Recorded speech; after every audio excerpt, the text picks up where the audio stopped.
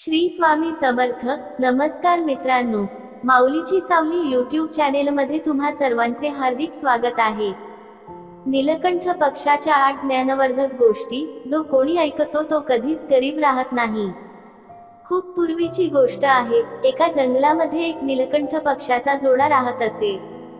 दोघेही नवरा बायको एकमेकांवर जीवापाड प्रेम करायचे. नीलकंठ पक्षाची जी पत्नी होती ती खूपच जिज्ञासू स्वभावाची होती. ती तिच्या नवऱ्याला काही ना काही सारखं विचारतच असायची. एके रात्री जेव्हा दोघे नवरा बायको गंगा नदीच्या किनारी एका झाडाच्या फांदीवर बसले होते, तेव्हा नीलकंठ पक्षाची पत्नी तिच्या नवऱ्याला विचारते, हे पतिदेव, आज माझे मन खूपच व्याकुळ आहे. मला खूपच बेचैन वाटत आहे. तुम्ही काहीतरी असा उपाय करा की ज्यामुळे माझं मन शांत होईल, मला हलकं वाटेल. जेव्हा नीलकंठ पक्षी त्याच्या बायकोचं हे म्हणणं ऐकतो तेव्हा तो म्हणतो, हे प्रिये, असं कोणतं कारण आहे की ज्यामुळे तुझं मन इतकं जास्त व्याकुळ झालं आहे? मला असं काय करावे लागेल की ज्यामुळे तुझी व्याकुळता कमी होईल? हे ऐकून नीलकंठ पक्षाची पत्नी म्हणते, हे पतिदेव, मला तुम्ही कुठली तरी अशी कथा सांगा ज्यामुळे माझ्या मनाला काही शांती मिळेल. मित्रांनो, अशा प्रकारे नीलकंठ पक्षी त्याच्या बायकोला एक कथा सांगू लागतो. तो त्याच्या पत्नीला म्हणतो, हे प्रिये, मी आज तुला एका श्रीमंत बहीण आणि गरीब भावाची कथा सांगणार आहे. आजची कथा ऐकल्यानंतर तुला हे समजेल की एक भाऊ आणि बहिणीचे नातं कसं असतं, आणि एका बहीण आणि भावाला आपलं नातं कसं ठेवायला हवं. आणि त्याचबरोबर तुला हे सुद्धा समजेल की मनुष्यावर गरिबी कोणत्या कारणांमुळे येते, कोणत्या कारणांमुळे माणूस गरीब होतो. असे कोणते कर्म आहेत की जे केल्यामुळे मनुष्य गरिबी सारख्या महाभयंकर संकटात अडकतो. अशाच काही प्रश्नांची उत्तरं तुला या कथेमधून ऐकायला मिळतील. हे प्रिये, आजची कथा खूपच मार्मिक आणि प्रेरणादायी आहे. आजच्या या कथेच्या मार्फत तुला ज्ञानाच्या 8 गोष्टी समजतील ज्यामुळे कुठलाही मनुष्य त्याच्या जीवनातील गरिबी दूर करू शकतो. आजची कथा खूपच ज्ञानवर्धक आणि शिक्षाप्रद आहे आणि म्हणूनच तू या कथेला शेवटपर्यंत लक्षपूर्वक ऐक. नीलकंठ पक्षाची पत्नी म्हणते, हे पती परमेश्वर, जर कहाणी इतकी चांगली आहे तर तुम्ही थोडाही विलंब न करता कथा सांगायला सुरुवात करा. मी पूर्ण श्रद्धा भावनेने ही कथा ऐकेन आणि कथेमध्ये सांगितलेल्या त्या 8 गोष्टी मी माझ्या जीवनात नक्कीच आचरणात आणेन. मित्रांनो, अशा प्रकारे नीलकंठ पक्षी त्याच्या पत्नीला कथा सांगू लागतो. नीलकंठ सांगू लागतो, प्रिये, एका नगरामध्ये एक खूपच श्रीमंत शेतकरी राहत असतो. त्या शेतकऱ्याच्या घरात 2 जुडवा मुलांचा जन्म होतो. त्या 2 मुलांमध्ये एक मुलगा असतो तर एक मुलगी असते. शेतकरी त्याच्या मुलाचं नाव राम ठेवतो तर मुलीचं नाव सुमन ठेवतो. हळूहळू राम आणि सुमन मोठे होऊ लागतात. जेव्हा शेतकऱ्याची दोन्ही मुलं मोठी होतात, जेव्हा त्यांचं वय विवाह योग्य बनतं, तेव्हा शेतकऱ्याला त्याच्या मुलांच्या विवाहाची चिंता सतावू लागते. एके दिवशी तो शेतकरी काही कामानिमित्त शहरात जातो. तेव्हा तिथे गेल्यावर एका व्यापाऱ्याचा मुलगा त्या शेतकऱ्याला पसंत पडतो आणि त्या व्यापाराच्या मुलासोबत शेतकरी त्याच्या मुलीचा म्हणजेच सुमनचा विवाह लावून देतो. अशा प्रकारे सुमन तिच्या वडिलांचा निरोप घेऊन तिच्या सासरी जाते. मुलीचा विवाह झाल्यानंतर तो शेतकरी त्याच्या मुलाच्या लग्नाबद्दल विचार करू लागतो. तो विचार करू लागला की मुलीचं लग्न तर झालं आहे, आता माझ्यावर माझ्या मुलाची जबाबदारी आहे. मला त्याचं लग्न लावून द्यावं लागेल. जेव्हा मुलाचे लग्न होईल तेव्हा मी माझं शेष जीवन माझ्या सुनबाई आणि मुलांसोबत आरामात व्यतीत करू शकेल. मित्रांनो, त्यानंतर नीलकंठ पक्षी त्याच्या पत्नीला म्हणतो, प्रिये, ईश्वराची लीला खूपच निराली आहे. देव कधी कोणाला श्रीमंत बनवेल, कधी कोणाला गरीब बनवेल, याबाबत कोणीही काहीच सांगू शकत नाही. त्या श्रीमंत शेतकऱ्यासोबत सुद्धा काही असंच घडतं. एके दिवशी त्या शेतकऱ्याला खूपच भयानक असा आजार होतो. जेव्हा शेतकऱ्याचा मुलगा त्याच्या वडिलांची अशी अवस्था पाहतो तेव्हा त्याची ती अवस्था पाहून तो खूपच दुःखी होतो आणि तो त्याच्या वडिलांचा चांगल्या वैद्याकडे उपचार करतो. त्याच्या वडिलांसाठी तो खूपच महागडे औषध आणतो. अशा प्रकारे त्याच्या वडिलांचा उपचार करत करत शेतकऱ्याचा तो मुलगा पूर्णपणे कंगाल बनून जातो. परंतु वडिलांच्या तब्येतीत कोणतीच सुधारणा होताना दिसत नाही. जेव्हा कोणतंच औषध त्या शेतकऱ्याच्या आजारावर उपयोगी ठरत नसते, तेव्हा एके दिवशी तो शेतकरी त्याच्या मुलाला त्याच्या जवळ बोलावतो आणि त्याच्या मुलाला रामला समजावत सांगतो, हे पुत्र, जेव्हा कोणतीही समस्या मनुष्याच्या सामर्थ्याबाहेर जाते, जेव्हा त्याच्यावर कोणताही मार्ग दिसत नसतो, तेव्हा अशा वेळी त्या समस्येला देवाच्या हवाले सोडायला हवे. त्यामुळे हे माझ्या प्रिय पुत्रा, तू माझी चिंता सोडून दे आणि तुझ्या भविष्याबद्दल विचार कर. माझं काय आहे, आज नाही तर उद्या मला हे जग सोडून जायचं आहे. त्यामुळेच तू तुझा सुखी संसार कर. वडिलांचे हे बोलणं ऐकून राम एकदम गप्प बसतो. बिचारा आता करणार तरी काय होता. घरात जी काही जमापुंजी होती ती सर्व वडिलांच्या आजारपणावर खर्च झाली होती. राम त्याच्या वडिलांना म्हणाला, हे पिताश्री, जसं तुम्हाला योग्य वाटेल तसं तुम्ही करा. त्यानंतर तो शेतकरी त्याच्या मुलाचं लग्न एका गरीब घरातील मुली सोबत लावून देतो आणि लग्न झाल्यानंतर काही दिवसातच त्या शेतकऱ्याचा मृत्यू होतो. वडिलांच्या मृत्यूनंतर राम त्याच्या वडिलांचा पूर्ण विधिवत अंतिम संस्कार करतो. रामचं घर आणि शेत सर्व काही वडिलांच्या आजारपणामुळे विकले गेले होते आणि जी काही उरलेली रक्कम होती ती सर्व वडिलांच्या अंतिम संस्कारावर खर्च होऊन जाते.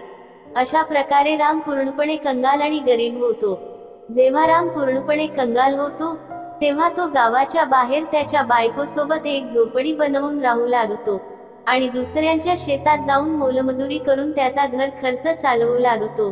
दुसरीकडे रामची बहीण सुमन, जिचा एका श्रीमंत घरात लग्न झालं होते, तिला जेव्हा त्याच्या भावाची ही अवस्था समजते तेव्हा त्या श्रीमंत बहिणीला त्याच्या गरीब भावाची लाज वाटू लागते. ती विचार करू लागते की माझा भाऊ आता पूर्णपणे कंगाल झाला आहे. त्याचे घर, जमीन सर्व काही विकले गेले आहे आणि त्याच्याकडे आता एक फुटकी कवडी सुद्धा शिल्लक राहिलेली नाही. आणि जर अशा परिस्थितीत माझा भाऊ माझ्या घरी आला तर त्याला पाहून माझ्या सर्व जावा आणि नणंदा माझी मजा मस्करी करतील आणि मला म्हणतील, तुझ्या माहेरची माणसं तर पूर्णपणे कंगालच आहेत. यामुळे माझी खूपच बेइज्जती होईल आणि त्यामुळे सुमन तिच्या माहेरसोबतचे सर्व नाते तोडून टाकते. ती रामला तिच्या सासरी बोलवत नाही. रामला सुद्धा हे चांगलंच माहीत असतं की त्याची बहीण त्याचा तिरस्कार का करते आणि म्हणूनच राम सुद्धा त्याच्या बहिणीच्या सासरवाडीला कधीच गेला नाही. अशा प्रकारे सुमन खूपच आरामात तिच्या सासरी तिचं जीवन व्यतीत करत असते. तर दुसरीकडे राम मोलमजुरी करून त्याच्या बायको सोबत खूपच हालाखीचे दिवस काढत होता. नीलकंठ पक्षी त्याच्या बायकोला पुढे सांगत असतो, प्रिये, जेव्हा काही वर्षे अशीच निघून जातात तेव्हा काही वर्षांनंतर सुमनच्या मुलीचं लग्न पक्क होतं. परंतु सुमन रामला तिच्या मुलीच्या लग्नाचे आमंत्रण देत नाही. जेव्हा रामला ही गोष्ट समजते की त्याच्या भाचीचं लग्न होणार आहे तेव्हा राम खूपच खुश होतो आणि ही बातमी जाऊन तो त्याच्या बायकोला लताला सांगतो. तो सांगतो की माझ्या भाचीचे लग्न आहे आणि आपल्या सर्वांना सुमनच्या सासरी जायचं आहे. जेव्हा रामच्या बायकोला हे समजतं की तिच्या नणंदेच्या मुलीचं लग्न आहे तेव्हा ती सुद्धा खूपच आनंदी होते आणि विचार करू लागते की चला याच बहाण्याने का होईना परंतु मला माझ्या नणंदेला भेटता येईल. त्यानंतर लता तिच्या नवऱ्याला म्हणते, हे स्वामी, ही तर खूपच चांगली गोष्ट आहे की आपल्या भाचीचे लग्न आहे. मी सुद्धा तुमच्या सोबत नक्कीच येईल. परंतु सर्वप्रथम तुम्ही मला हे सांगा की माझ्या नणंदेने आपल्याला आमंत्रण पाठवले आहे का? पत्नीचे हे बोलणं ऐकून राम गप्प होतो आणि तो त्याच्या पत्नीला म्हणतो, हे प्रिये, आमंत्रण तर आलं नाही. मला सुद्धा ही बातमी दुसऱ्याकडून कळाली आहे की आपल्या भाचीच लग्न आहे. परंतु त्यामुळे काय फरक पडतो, ती तर आपली सख्खी भाची आहे. लता तिच्या नवऱ्याला म्हणते, तुमचं म्हणणं तर अगदी योग्य आहे, परंतु आमंत्रण असल्याशिवाय नणंदेच्या सासरी जाणं मला योग्य वाटत नाही आणि तुम्ही सुद्धा न जावं हेच मला वाटत आहे. राम त्याच्या बायकोला समजावतो आणि सांगतो, हे प्रिये, गीताच्या सासरची लोक खूप श्रीमंत माणसं आहेत. कदाचित ते आपल्याला विसरले असतील, किंवा असं सुद्धा झालं असेल की त्यांनी आपल्याला आमंत्रण पाठवलं असेल, परंतु आमंत्रण आपल्यापर्यंत पोहोचलंच नसेल. त्यामुळेच तू या गोष्टीवर जास्त विचार करू नकोस आणि मुलांना तयार करून गीताच्या सासरी चल. रामचं हे बोलणं ऐकून लता म्हणते, जर तुम्हाला लग्नाला जायचं असेल तर तुम्ही जा, परंतु आमंत्रण असल्याशिवाय मी लग्नाला येणार नाही. पत्नीचं असं बोलणं ऐकून राम म्हणतो, ठीक आहे लता, जर तुझी हीच इच्छा असेल तर तू मुलांसोबत घरीच थांब. मीच एकटा गीताच्या सासरी जातो. जर मी माझ्या बहिणीच्या मुलीच्या लग्नाला गेलो नाही तर माझ्या बहिणीच्या जावा आणि नंदा तिला टोमणे मारतील आणि म्हणतील की खर्च व्हायला नको म्हणून तुझा भाऊ त्याच्या भाचीच्या लग्नात सुद्धा आला नाही. आणि हे म्हणून राम घरातून बाहेर निघतो. नीलकंठ पुढे म्हणतो, हे प्रिये, राम खूपच गरीब होता आणि निर्धन सुद्धा होता. तो कोणाकडून तरी काही पैसे उधारीवर घेतो आणि त्या पैशातून त्याच्या बहिणीसाठी आणि भाचीसाठी खूप छान छान असे कपडे खरेदी करतो आणि ते कपडे घेऊन तो त्याच्या बहिणीच्या सासरी जायला निघतो. पायी चालत असताना सकाळची संध्याकाळ होते, तेव्हा जाऊन तो त्याच्या बहिणीच्या घरी पोहोचतो आणि गीताच्या घराच्या दरवाजाजवळ जाऊन तो गीताची वाट पाहू लागतो. इतक्यातच गीताच्या जावेचा लक्ष रामवर जातो आणि ती रामला ओळखते. रामला पाहिल्यानंतर गीताची जाऊबाई जाऊन गीताला सांगते, गीता, तुझा भाऊ बाहेर उभा आहे.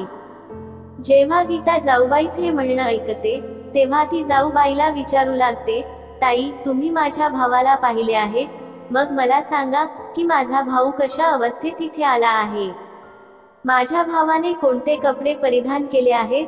तेव्हा गीताची जाऊबाई म्हणते, तुझा भाऊ फाटलेले कपडे घालून आला आहे आणि तो घराच्या द्वाराजवळ उभा आहे. द्वाराजवळ उभा राहून तो तुझी वाट पाहत आहे. हे ऐकून गीताला खूपच राग येतो आणि सगळ्यांची नजर चोरत ती त्याच्या भावाजवळ पोहोचते. राम जेव्हा त्याच्या बहिणीला पाहतो तेव्हा त्याच्या आनंदाला उधाण येतो. बहिणीला पाहून रामच्या डोळ्यातून अश्रू टपकू लागतात. त्यानंतर गीता त्याच्या भावाला घेऊन लपून घरातील सर्वात शेवटच्या रूम मध्ये जाते आणि रूम मध्ये गेल्यावर ती रामला विचारू लागते, तुला आमंत्रण कोणी पाठवले होते? राम म्हणतो, हे माझ्या प्रिय बहिणी, तू तर तुझ्या भावाला पूर्णपणे विसरूनच गेलीस. परंतु मला कुठून तरी ही बातमी कळली की माझ्या भाचीच लग्न आहे आणि म्हणूनच मी तुझ्यासाठी आणि तुझ्या मुलीसाठी कपडे घेऊन आलो आहे. भावाचं म्हणणे ऐकून गीता म्हणते, तुला असं निर्लज्जासारखं माझ्या घरी यायला नको होतं. तू अशी फाटलेले कपडे घालून माझ्या घरी आला आहेस. कमीत कमी तुझ्या नाही, परंतु माझ्या तरी इज्जतीचा तू थोडा तरी विचार केला असतास. कमीत कमी माझ्या मानसन्मानाचा विचार केला असता. तुझी अशी कोणतीच इज्जत नाही आहे, परंतु तू आमच्या इज्जतीबद्दल थोडा तरी विचार करायला हवा होता. गीताचे असे कटू शब्द ऐकून रामचं हृदय पूर्णपणे तुटून जातं. राम त्याच्या बहिणीच्या चरणांमध्ये होऊन तिची माफी मागतो आणि म्हणतो, हे ताई, मला माफ कर. मला नव्हतं माहित की माझ्यामुळे तुझी इतकी इज्जत जाईल. जर मला हे आधीच माहित असतं की मी इथं आल्यामुळे तुला इतका जास्त त्रास होणार असेल तर मी इथे कधीच आलो नसतो. मी तर हा विचार करून इथे आलो होतो की माझ्या भाचीच लग्न आहे आणि जर मी इथे आलो नाही तर माझ्या बहिणीला तिच्या जाऊबाई आणि नणंदा टोमणे मारतील. रामच हे बोलणे ऐकून गीताचा राग थोडा शांत होतो आणि गीता रामला म्हणते, जर तू इथे आलाच आहेस तर माझं एक म्हणणं तू लक्ष देऊन ऐक. जेव्हापर्यंत माझ्या मुलीचे लग्न होत नाही तोपर्यंत तू याच रूम मध्ये राहायचं. चुकूनही तू या रूम मधून बाहेर निघू नको. जेव्हा जेवण तयार होईल तेव्हा जेवणाचे ताट घेऊन मी स्वतः या रूम मध्ये येईल. तू जेवल्यानंतर गुपचूप मागच्या द्वारातून तुझ्या घरी निघून जा. राम म्हणतो, ठीक आहे ताई, मी आज रात्रीच माझ्या घरी परत जाईन. परंतु तू हे कपडे तर ठेवून घे जे मी खूपच आपुलकीने तुझ्यासाठी आणले आहेत.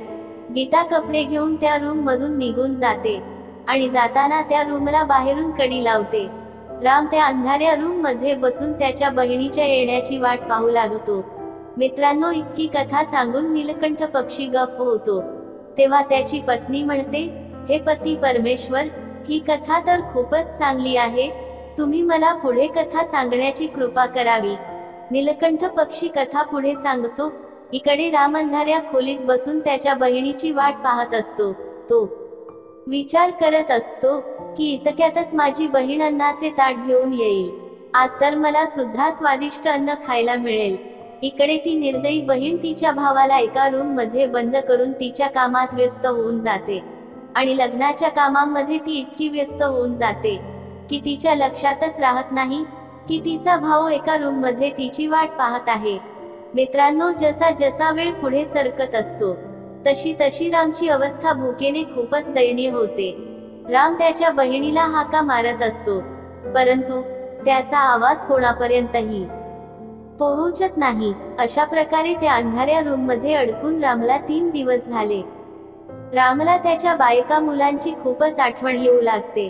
राम विचार करू लागतो, जर इकडे कोणी आलाच नाही तर मी ह्या रूम मध्येच मरून जाईल, आणि जर मी मरून गेलो तर माझ्या बायका मुलांकडे कोण पाहिल, त्यांचं पालन पोषण कसं होईल. राम हा विचार करून करूनच बेशुद्ध होऊ लागतो. तेव्हा काही कामानिमित्त गीताची जाऊबाई त्या रूमच्या शेजारून जात असते. जेव्हा राम पैंजणांचा आवाज ऐकतो तेव्हा राम त्याच्या पूर्ण ताकदीने दरवाजा वाजवू लागतो.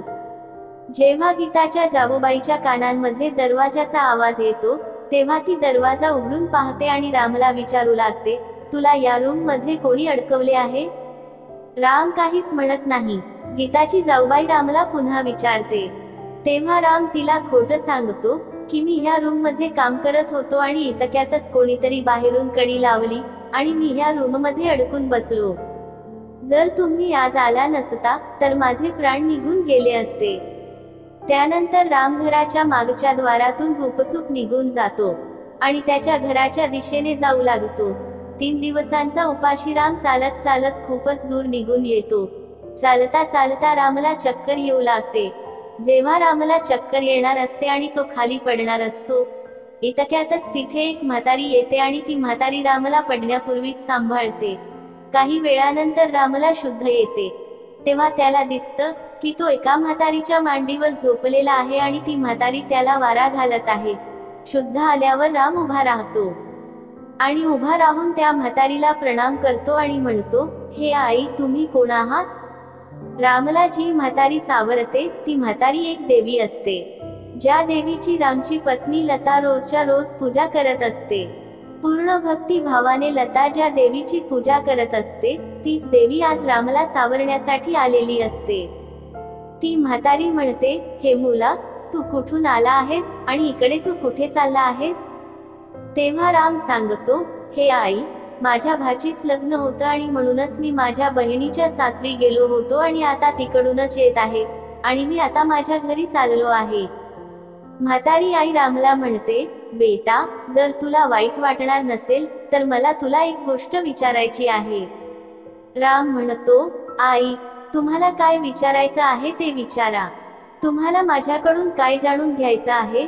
तेव्हा ती म्हातारी आई म्हणते, बेटा, जसं तू सांगितलं आहेस की तू तुझ्या बहिणीच्या घराकडून आला आहेस आणि तुझ्या भाचीच लग्न होतं, मग तू रिकाम्या हाताने कसा चालला आहेस. तुझ्या बहिणीने तुझ्या बायको मुलांसाठी काहीच दिलं नाही का.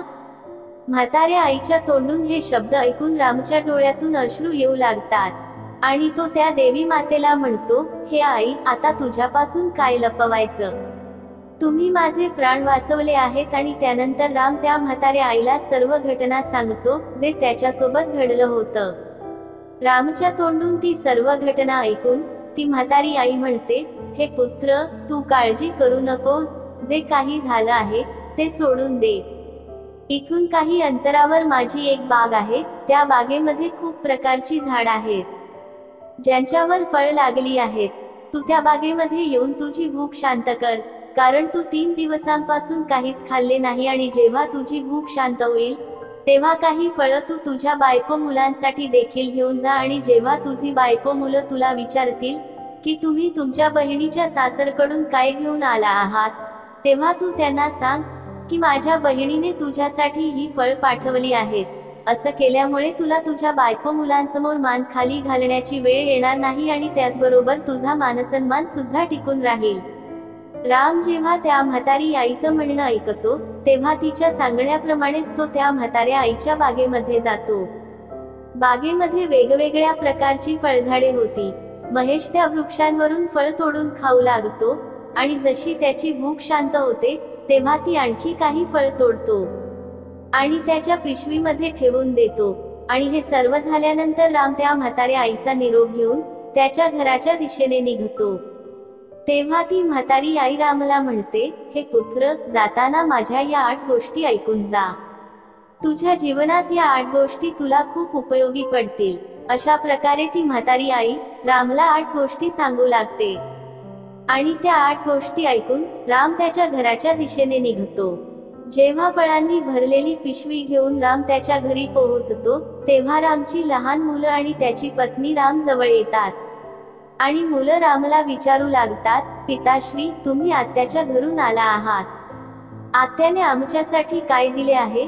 हे ऐकून राम त्याच्या हातातील पिशवी त्याच्या बायकोच्या हातात देतो आणि पिशवी दिल्यानंतर राम घरातून बाहेर निघून जातो. इकडे राम घरातून बाहेर गेल्यानंतर जेव्हा रामची पत्नी लता ती पिशवी उघडून पाहते तेव्हा पिशवीतील दृश्य पाहून ती तर हैराणच होऊन जाते. लता पिशवीत पाहते की पूर्ण पिशवी सोन्या चांदीच्या फळांनी भरलेली आहे. जेव्हा रामची पत्नी डाळिंब फोडते तेव्हा त्या डाळिंबाच्या आतून हिरे बाहेर निघतात. जेव्हा आंबे कापते तेव्हा आंब्याच्या आतमध्ये सोना असतो. हे सर्व पाहून रामची बायको खूपच खुश होते आणि ती धावत धावत तिच्या नवऱ्याजवळ पोहोचते आणि जाऊन नवऱ्याला सांगते, तुम्ही तर लग्नाला गेला होतात आणि मग हे काय घेऊन आला आहात? राम त्याच्या बायकोच हे बोलणं ऐकून विचार करू लागतो, कदाचित माझ्या बायकोला मी आणलेली फळे आवडली नाहीत आणि म्हणूनच ती मला अशा गोष्टी विचारत आहे. मला माझ्या मुलांसाठी लाडू पेढे घेऊन यायला हवे होते. राम त्याच्या बायकोला म्हणतो, प्रिये, ताईने जे काही दिले आहे ते मी तुझ्या हातात दिले आहे. आता जे काही त्या पिशवीत आहे तेच आपल्या मुलांमध्ये योग्य प्रमाणात वाट. लता तिच्या नवऱ्याला म्हणते, प्रथम तुम्ही घरी तर चला आणि घरी येऊन तुम्ही पहा तर की तुमच्या बहिणीने आपल्यासाठी काय दिले आहे. असं म्हणून लता तिच्या नवऱ्याला घेऊन घराच्या आतमध्ये निघून जाते. लता तिच्या नवऱ्याला म्हणते, स्वामी, तुम्ही पहा तर तुमच्या बहिणीने आपल्यासाठी काय पाठवले आहे. आणि हे म्हणून लता राम समोर पिशवी रिकामी करते. पिशवी रिकामी केल्यावर पिशवीतून सोना, चांदी, हिरे, मोती बाहेर निघतात. लता म्हणते, हे स्वामी, माझ्या नंदेने तर आपलं भाग्यच बदलले आहे. तिने फळांमध्ये लपवून आपल्यासाठी सोने आणि हिरे पाठवून दिले आहेत. जेव्हा हे सर्व राम पाहतो तेव्हा त्याला समजतं की जी रस्त्यामध्ये म्हातारी मिळाली होती ती साधारण म्हातारी आई नव्हती, तर ती एक देवी माता होती. परंतु याबाबतीत तो लताला काहीच सांगत नाही आणि मनातल्या मनात त्या म्हाताऱ्या आईला धन्यवाद देत असतो. पुढे नीलकंठ पक्षी म्हणतो, प्रिये, अशा प्रकारे जेव्हा रामला खूप सारा धन मिळतो तेव्हा राम पुन्हा श्रीमंत होतो. पैसे आल्यानंतर राम त्याच्या बायको मुलांसाठी एक चांगलं महल बांधतो आणि मोठ्या दिमाखात त्याच्या बायको मुलांसोबत त्या महालामध्ये राहू लागतो. गावातील सर्व लोक रामचं वैभव पाहून त्याला मानसन्मान देऊ लागतात.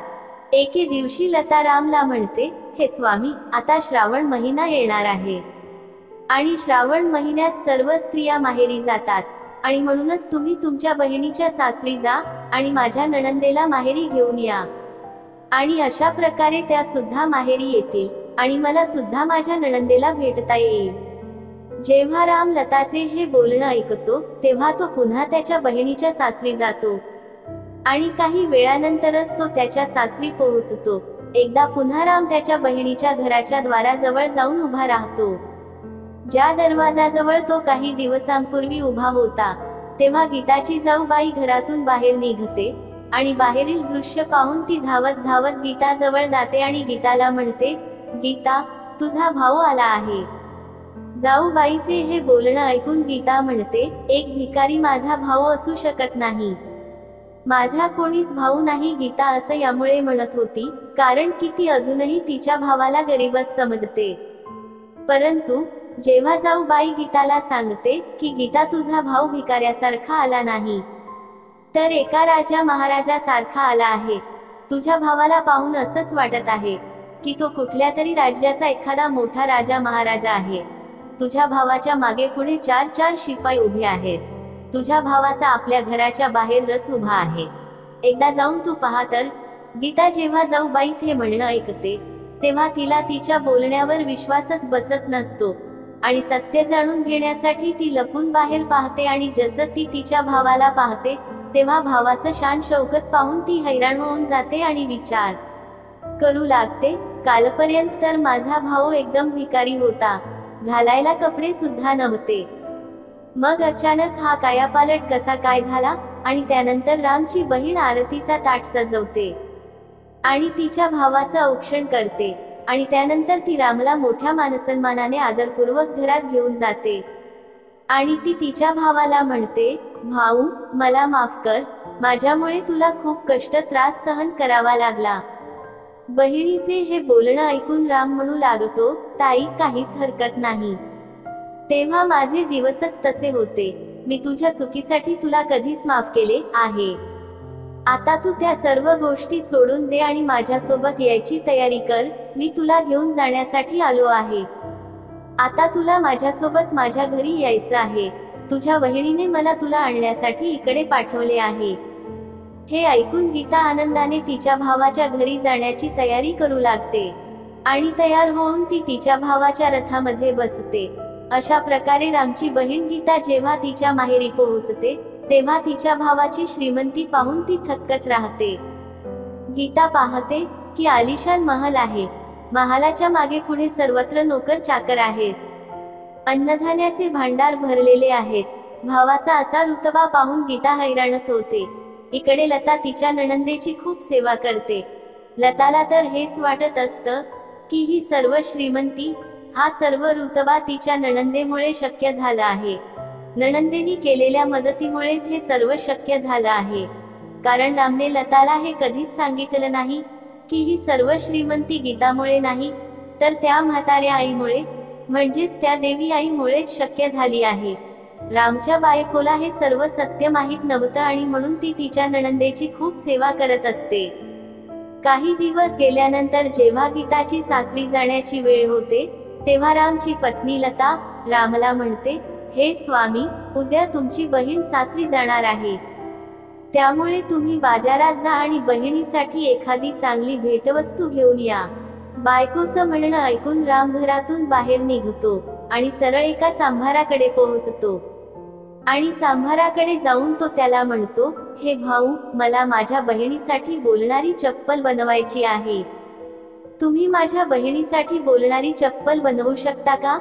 चांभार म्हणतो, शेठ, मी बोलणारी चप्पल तर बनवू शकतो, परंतु त्याची किंमत तर खूप जास्त असेल.